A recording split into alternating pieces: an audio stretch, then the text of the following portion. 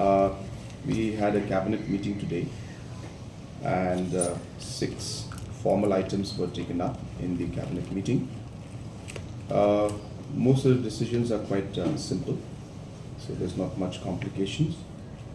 The first decision that was taken by the cabinet was the appointment of the chairman of the Meghalaya Farmers Empowerment Commission. As you're aware that earlier chairman had resigned at personal grounds, and hence the post was vacant. So there was a committee that was set up, and this committee has proposed the name of Shri P.S. Thank you, our former Chief Secretary, and he will be appointed, and the cabinet today has approved his appointment and his name for the post of Chairman of the Meghalaya Farmers Empowerment Commission. The second decision was again a very simple decision. As per the Meghalaya State Language Act 2005, for different associate official languages in different districts, the either Khasi or Garo is put there for local communications to be allowed in the associate official languages, and the different exams in those districts to be conducted in those. The necessary language requirement will be based on that associate official language. And as we had a new district of Mairang, Eastern West Khasi Hills district, the necessary amendments had to be made to make the associate official language as Khasi in and include the new district in that particular list. So that small amendment was made just to include Eastern West Khasi Hills in the list. Third amendment was in terms of the rules for the search committee for the selection of panel of names for appointment of chairman and member of the Lokayukta. So there is a search committee that is constituted, which we have already constituted, and this search committee will then propose some names to the main committee to then appoint and select the chairperson and the members of the Lokayukta. Now the search committee has been constituted in the last meeting, as you're aware, but under this search committee there are rules in which the search committee functions. So the decision today, that's the background, the decision in the cabinet today was to increase the sitting allowance for the search committee members. Very simple decision. Earlier the committee members used to get 2,500 rupees per sitting, and it was felt that it could be increased because sittings are just 1 or 2 meetings that take place. So the amount has been increased from 2,500 to 5,000 for the members, and for the chairman from 3,000 to 6,000. So that's it. It's a very small amendment in the rules of the search committee. The fourth was a proposal for retired judges secretarial assistance and domestic help rules 2013. This is again meant for the retired judges in the Meghalaya or Shillong High Court, and the perks and benefits that are given to them as post-retirement benefits.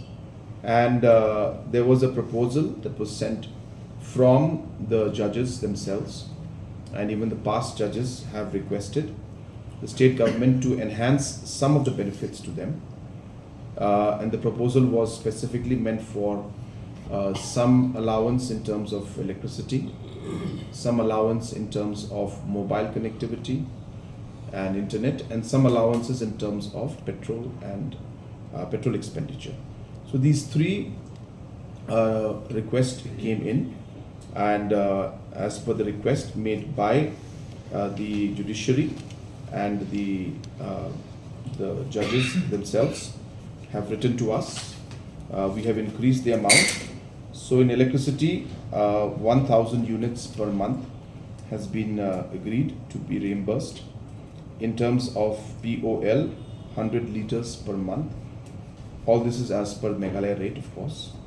And in phone and internet, an amount of 4,200 rupees per month plus taxes has been agreed by the cabinet to enhance the overall additional benefits to be given to retired chief justices and retired judges of the High Court of Meghalaya. Of course, once or as and when these judges are engaged in a particular activity or made chairman of certain commissions, then of course these benefits will cease to be given, as they will get the necessary funds for the activity that they'll be doing. So, but apart from that, this is the amount, as I said, additional amount, which as per the request from the judiciary has been approved by the cabinet today. Results have been something that I've been very, very concerned about for a very long time. And the way I have always observed and seen this entire process is that our students are not able to prepare for the exams sometimes, especially in the rural areas. And of course, it's a very large process which starts with work here in education system at the grassroots level in terms of the LP school, upper primary, secondary level. So obviously work has to be done at all the levels. But we have desired to see that the results would improve, and many people in society have wanted it, and parents have been also very concerned. And so multiple interventions were done by us, including aspects of training of teachers, students, training in some specific districts which were not doing so well in the past, and of course the introduction of the CM Impact books. If you remember, when I launched these CM Impact books, I had very clearly mentioned in my remarks that all exams that are there, whether it's premier exams like the civil service exams, IITs, entrance exams, IM entrance exams, or even GMAT exams, there is a process in which every exam is cracked, and students study for it. So therefore, and question papers are something that are given in all exams. If you see in all formats, whether IIT entrance exam, as I said, IIM, NEET exams, in all of them there are question formats.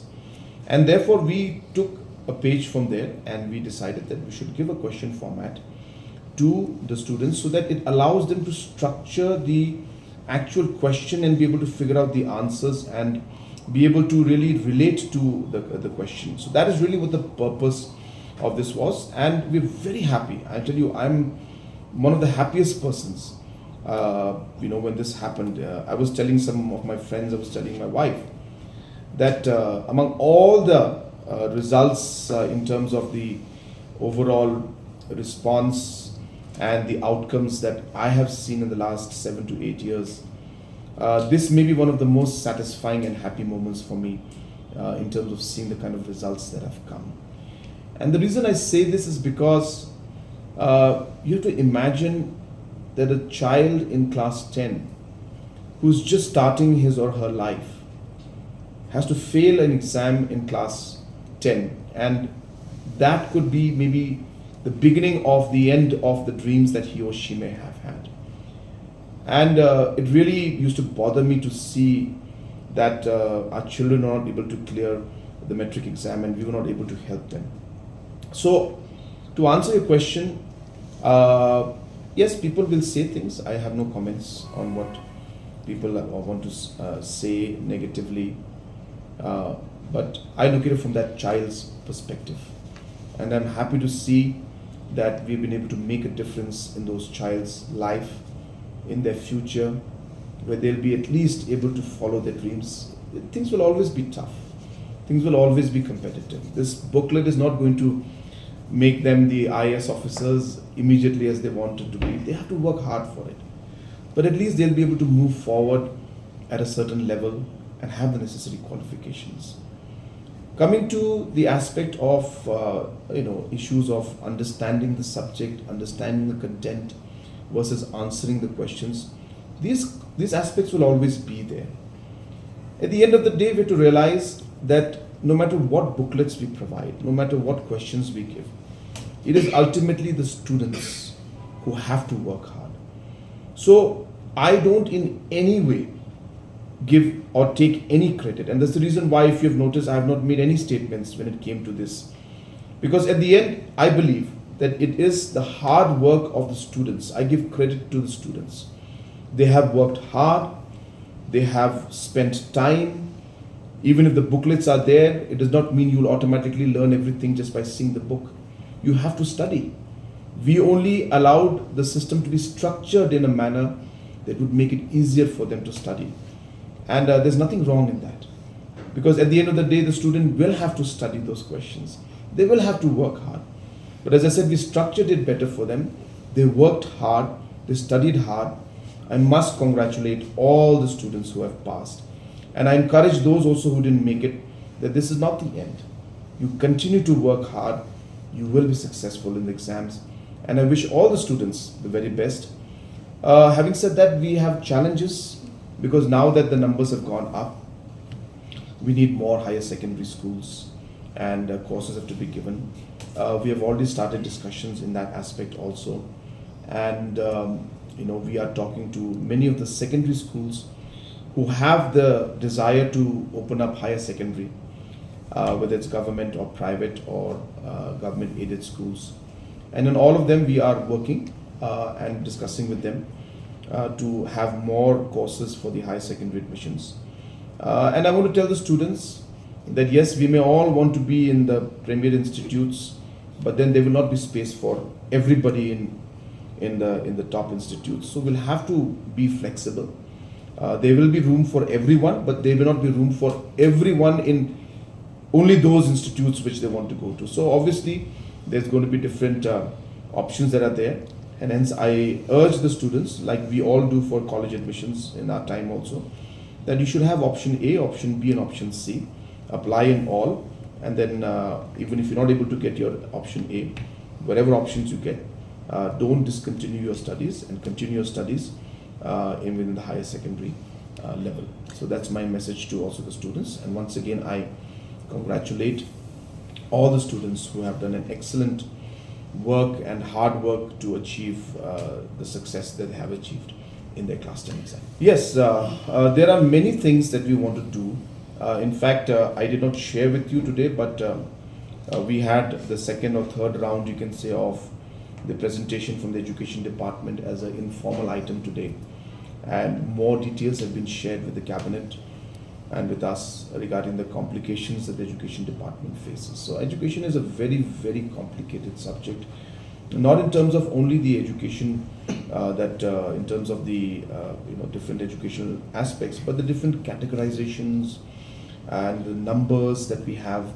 So it's a very complicated situation, and hence we need to untangle, as I said, the knots, but we need to do it in a manner that it doesn't disrupt the system too much also. So it's very complicated, but we are moving on it. Like, I just give you a small example. You see, we have a lot of challenges in terms of the PGI, the index, performance grade index. And one of the reasons why we're not able to move very positively in the direction is that in the same campus, in the same building, we have 4 schools. So what happens is that, so you have the SSA LP school, then you have the XYZ SSA school, then you have the XYZ ad hoc school, ad hoc upper primary, then you have the government LP school XYZ. So you have 4 schools. They're all the 4 different categories, but they're the same school, technically speaking. But just because we have an SSA category, we have a government LP school category, we have a thing. So for LP, they are SSA. For upper primary, they become ad hoc. Then for secondary, they become deficit. Then for higher secondary, they become government. So this kind of 4-5 classifications then brings down the overall ranking and the facilities, because that same facility is divided among 4 schools. So in the terms of our Classification, it's actually 4 schools, but for all practical purposes, it's just one school called XYZ. But because the categories, so these kind of things then brings down the facilities that are there, which are then divided among the schools, which then brings down the average and reflects badly on the PGI index. Now, can we bring them all together in one? Is again a big question, because one happens to be SSA, the other category is ad hoc, a government school. So I'm just sharing with you one of the problems. So these are very complex problems, which leads to a lot of results, which then bring down our rankings. But slowly and steadily, we are working on it. So I've always maintained this, that for us to be able to take the right steps forward to resolve a problem starts with the correct diagnosis of the problem. So we cannot just jump into a solution without knowing what the problem is. And that's why actually we went into this entire CM impact mode and have the booklets, is because we realized that a lot of the students are understanding the concept to some extent, but somehow they're not able to get the question and answer format in their minds. And that's why we came up with CM Impact, to allow that structuring to take place. And we're happy that we were able to guide the students. And as I said, it's not something that just we do. Every exam, everywhere you go, there is a question and answer format for all top exams, whether civil service, as I said, for IIT, IIM, all of them have the same format. And we use that, and we're happy that the students have been guided well with it, and we've seen the results. And as I said, we hope that we'll continue the reforms in the future also. Are you planning to do away with so many categories of school? Well, it's very desirable, very, very desirable. And I use the word desirable because we see the benefit in it. But it is very sticky at the same time, because obviously each category has got its own complex problems. Now, bringing them all under the same board or same categorization will need us to consult deeply with the teachers, the managing committees, with the stakeholders. And therefore, yes, we have a plan. I don't want to share too much of it right now. We have a plan, and we are consulting with people, and that's why you must be seeing a lot of letters being sent to colleges, schools. They, of course, after getting the letters, they are concerned that government is going to take some drastic measures. It's not. We're just simply trying to understand the situation, the complication, because without understanding that, then we don't know how to move forward. So diagnosis is going on. We're trying to understand the problems, and yes, it is desirable that we should have lesser categories, because it's easier to then structure the system, easier to manage the system, and it gives a much more uniform approach to everything. But as I said, it's not that simple. It needs to be deeply consulted, and stakeholders have to be brought on board. And it may take time, but we will start the consultations and figure out how we move forward. And it was in fact in those lines that we had the presentation today. We have a meeting on the DREAM project. We had organized a meeting because we regularly meet for DREAM. DREAM is as you know, is a program that the government has come out with in terms of the fight against drugs, and we regularly meet. So this was as per our regular meeting schedule, but unfortunately our 2 or 3 of the ministers concerned are not there, and therefore when they came, I have told them that we will just postpone it for a week or so, and we'll have the meeting when all of us are here. So this is a regular meeting. As I said, we try to meet every month. So they had happened to schedule it for today, but unfortunately, as I said, ministers were not there, some of them, and therefore I postponed the meeting, and that's why the DG had come for that. Sir, do you see that there is an increase in drug cases in Meghalaya, or has it come down? Depends on how you define drug cases, whether it's you're defining in terms of the number of people who have been caught supplying drugs or selling drugs, or in terms of the drug users. So it's a large question, but what is more important, I guess, to understand is that for the first time there is a very, very strong and concerted and coordinated effort by central government, the state governments within their states, and the region as a whole, the coordination that is taking place in order to fight against this entire menace of drugs. And I can tell you that this is yielding huge results, because the number of cases, which you're saying, of people being caught has gone up. Now, is that a good thing or a bad thing? Well, means that more and more people who are involved in this are being caught, so which is a good thing. But we are seeing the frequency also of this supplies and all going up, and that's why more and more people are being caught. Police has a very strong intelligence network, and so therefore, on an overall scale, we are seeing things improving. But there's a long way to go, long way to go. And there are a lot of challenges that we are facing. But a lot of investments and structures have been made in the past, whether it is the dedicated workforce or the police force to target the supply chain, which has been formed. The task force is working very aggressively and very successfully. We have put up our labs to test the drugs so that we're able to immediately charge sheet the concerned person, so that they don't go scot-free just simply because of procedural matters which used to happen in the past. But once we now have the lab in our state, we're able to take care of that. And so we are seeing an improvement. But as I said, we have to realize that there are multiple angles when it comes to drugs. There is a supply chain with the main source. There is a distribution network which has to be targeted. Then there is the aspect of the users and their rehabilitation and their health concerns, and the counseling that has to be given. So all of these requires multiple interventions at multiple levels, and in all the aspects work is being done, and this dream platform is what brings all of this together. And that's why today we were supposed to have that meeting, but as I said, it happens every month. So by default, if not today, in this on the today today is the 7th, right? Yeah, 7th of thing. No, I'm just asking the date. Two things. No, is the date is 7th? Yes. You didn't reply my question. 8th, yeah. So on the 8th of today, so we didn't have the meeting on the 8th. We'll have the meeting maybe on 22nd, 23rd after Eid. So the search committee, as I mentioned, has been formed, and in the last meeting where the Deputy Chief Minister, the Leader of Opposition, the Speaker, and the Chief Justice were present, we have formed a search committee which will now suggest names after they invite different people to apply, as well as they will also do a search process, and they will submit the names to us. We have requested them to do it at the earliest. So today's decision is not that. Today's decision is just to increase their sitting allowance from 2,500 to 5,000. But I'm just answering to your question. So we expect the names to be given very, very soon. Hopefully, we had requested them to do it within 30 days to 45 days. We expect that to happen soon, and once that happens, we will be then sitting again in the main committee, which is chaired by Chief Minister, and members are the Honorable Speaker, Deputy CM, Leader of Opposition, and the Chief Justice of Meghalaya.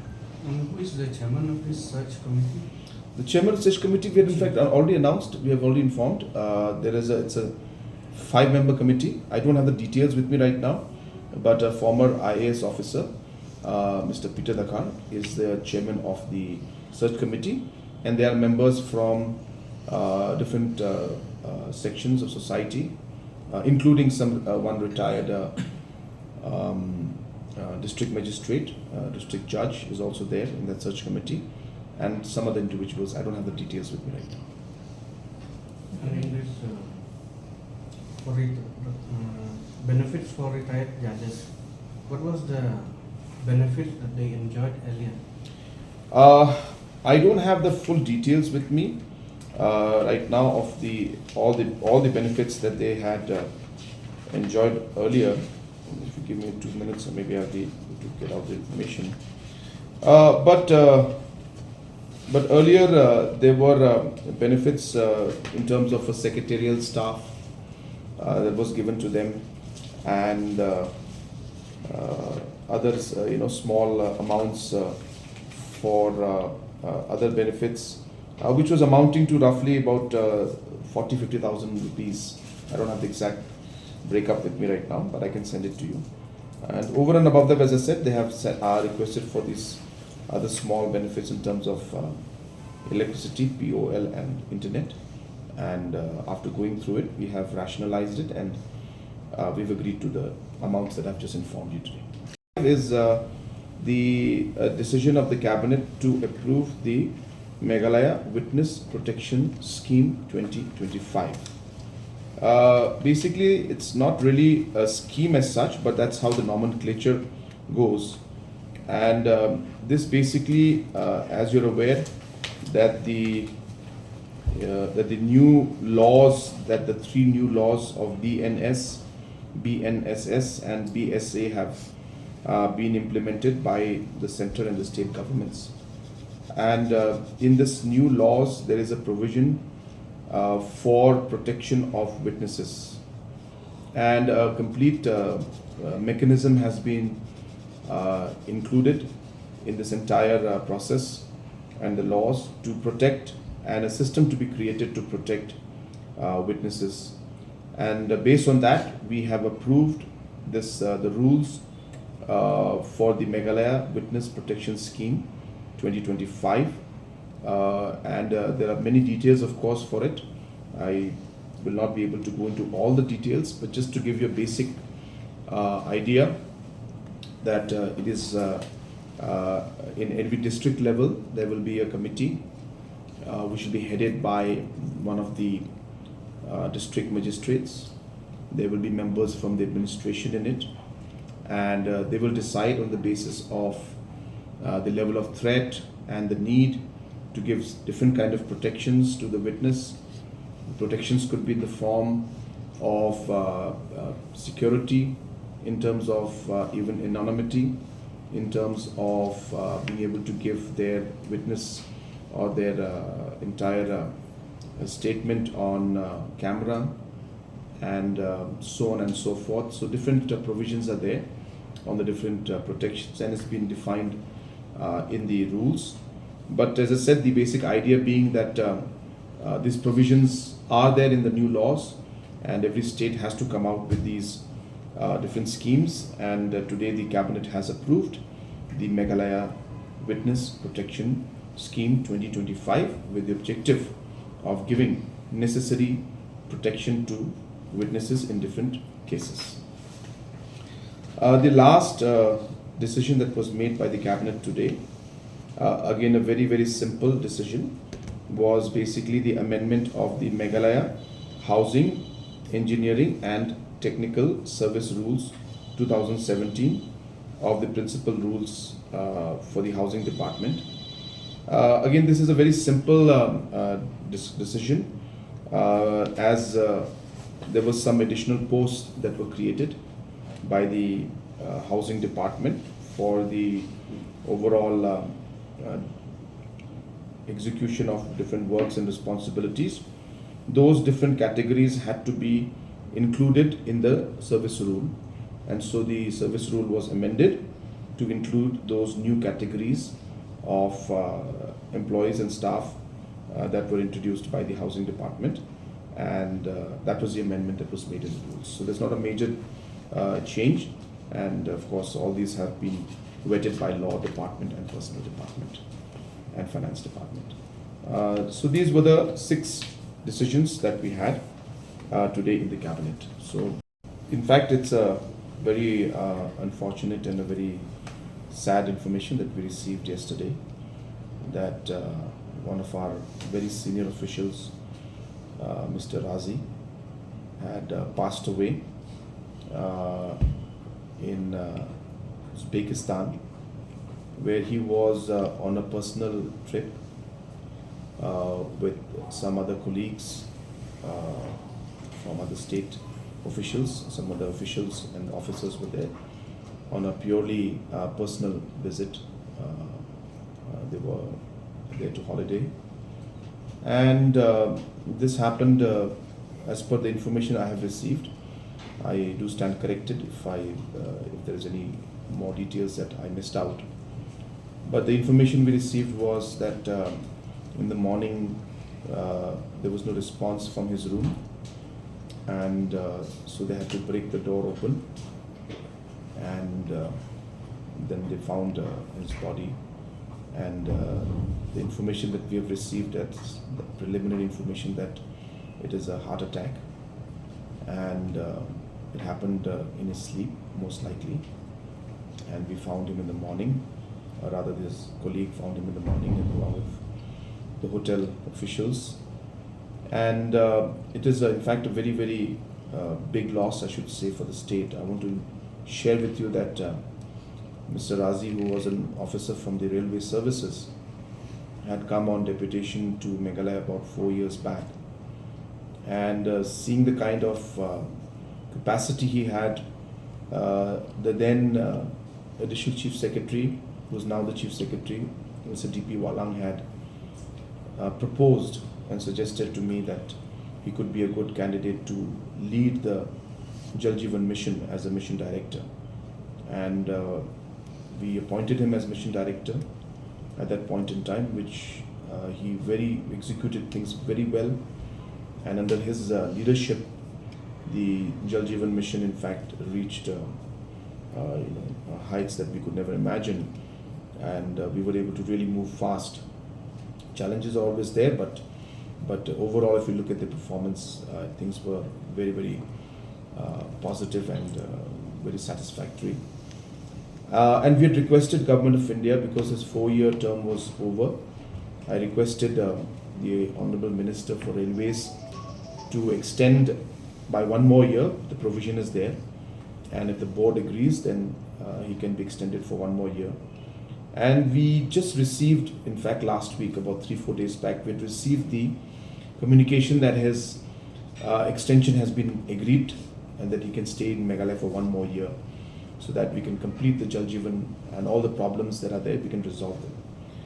So this is the background in which we were actually, working, and suddenly this information came to us.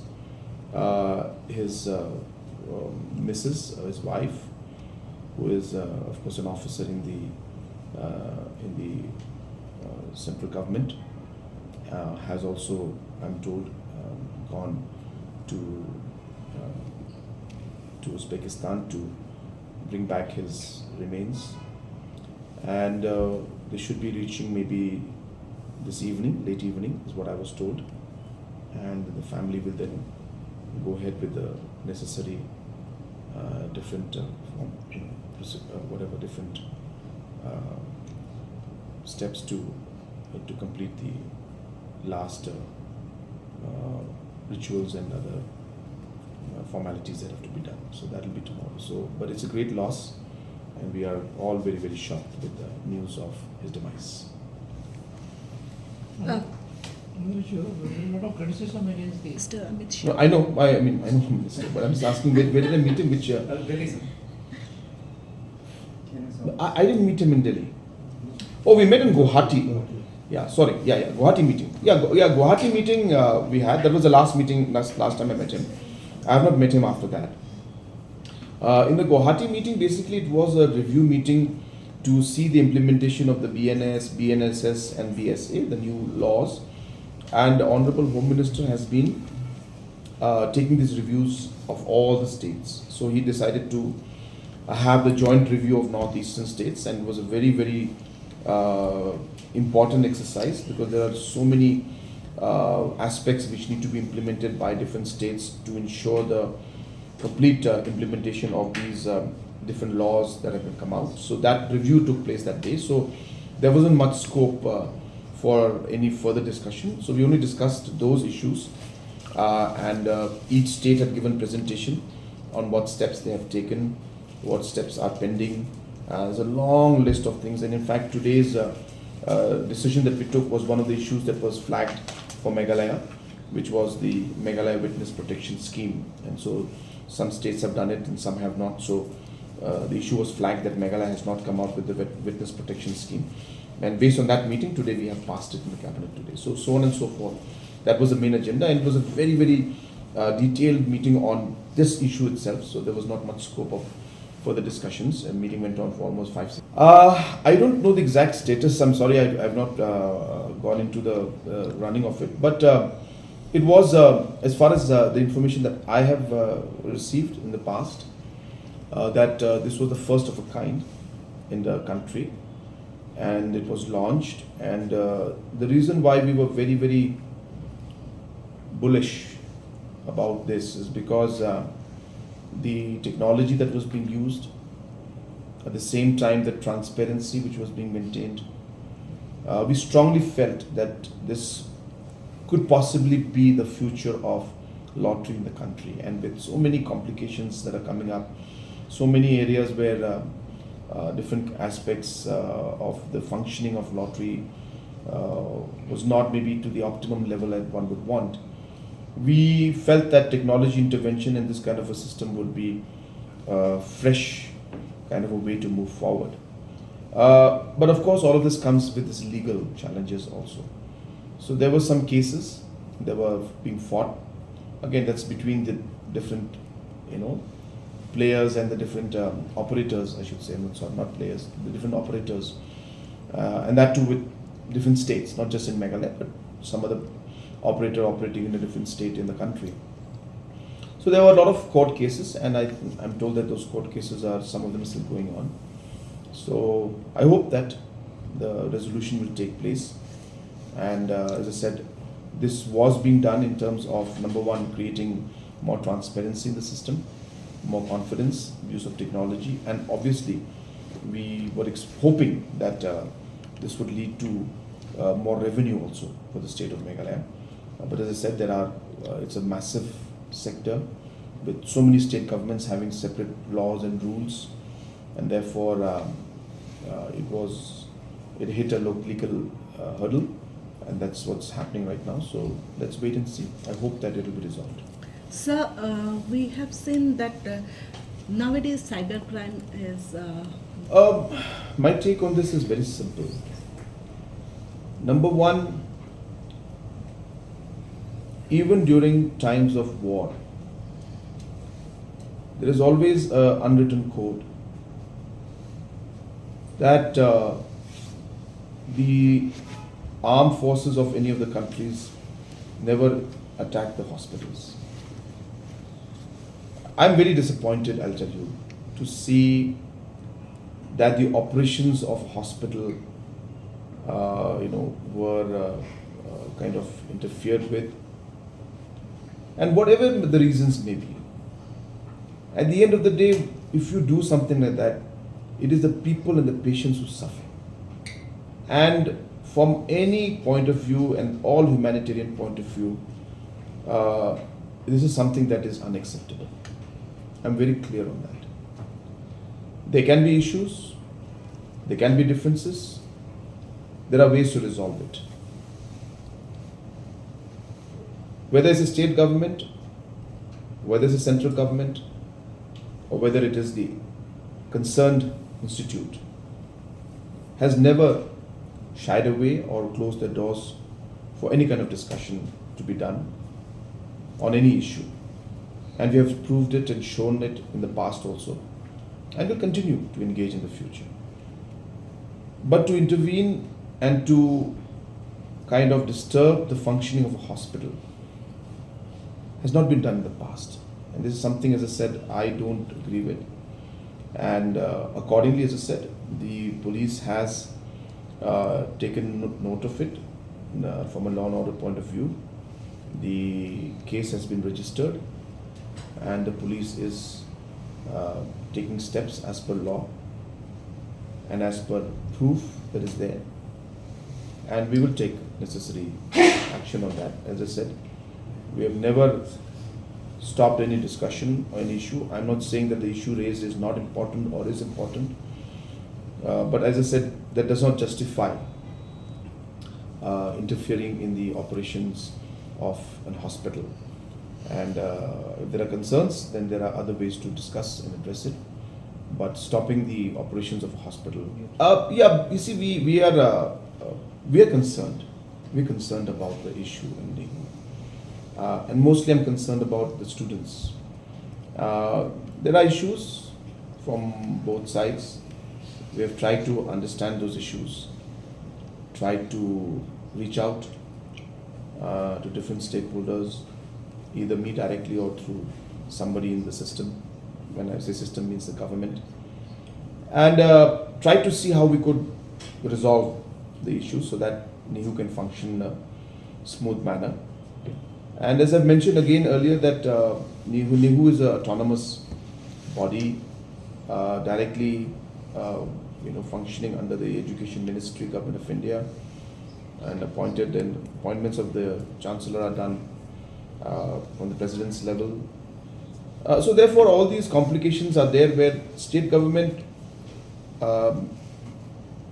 is difficult for us to openly intervene in the day-to-day functioning, because there are already systems that are in place, and even though we may want to do it in certain ways, state government is not actually the competent authority to officially to intervene in these matters. So we can do it at a certain level.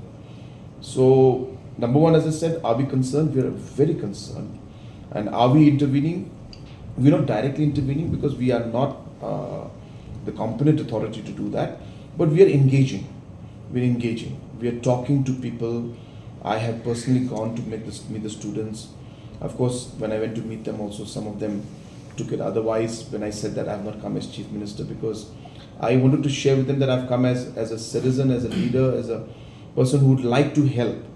But as I said, I cannot be there from a government perspective, because technically we don't have the authority to directly intervene into the day-to-day functioning.